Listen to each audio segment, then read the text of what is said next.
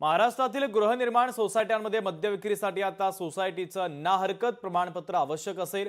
उपमुख्यमंत्री अजित पवार यांनी विधानसभेत ही घोषणा केली तर मुंबईसह महाराष्ट्रात दारूच्या दुकानांच्या संख्येमध्ये सातत्यानं वाढ होते। यामुळे तरुण पिढी ही व्यसनाकडे वळते। तसंच जी दारूची दुकानं गृहनिर्माण सोसायट्यांमध्ये आहे त्यामुळे कलह देखील आता निर्माण होतोय आणि याच पार्श्वभूमीवर सरकारने मोठा निर्णय घेतला। त्यामुळे यापुढे सोसायटीचं ना हरकत प्रमाणपत्राशिवाय नवीन बियर शॉपी किंवा दारूचं दुकान सुरू करता येणार नाही, अशी माहिती आता अजित पवारांनी दिली आहे।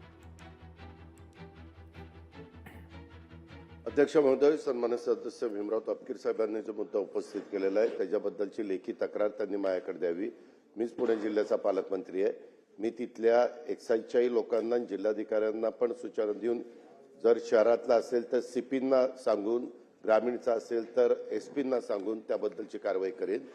परंतु मला एक गोष्ट सभागृहाला सांगायची, वेगवेगळे मतप्रवाह आहे। आपण बहुतेक जण ह्या विचाराचे आहेत की बाबा लोक चांगला सवय लागाव्यात, साधू संतांचे विचार लोकांनी आत्मसात करावेत आणि पुढे जावं।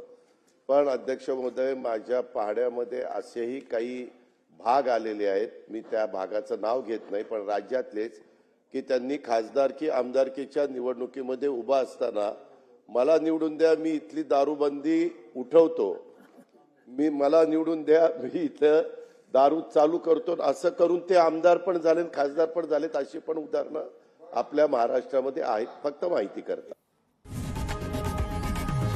लोकशाही मराठी ऐका, पहा, जागरूक रहा।